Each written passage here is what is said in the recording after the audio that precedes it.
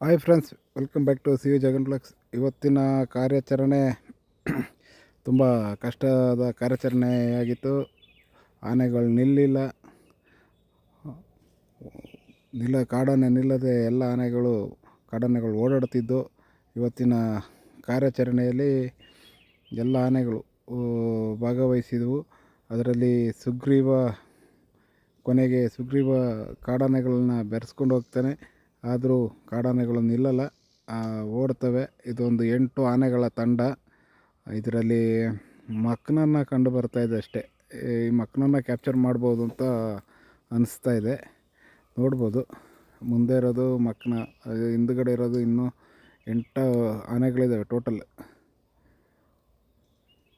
ಸುಗ್ರೀವನ ನೋಡ್ಬೋದು ನೀವು. ಸುಗ್ರೀವ ಓಡಿಸ್ತಾ ಇದ್ದಾನೆ, ಆನೆಗಳು ನಿಲ್ತಾ ಇಲ್ಲ. ತುಂಬ ಬಿಸಿಲಿನ ವಾತಾವರಣ, ಕಾರ್ಯಾಚರಣೆ ಮಾಡೋದಕ್ಕೂ ಕಷ್ಟನೇ.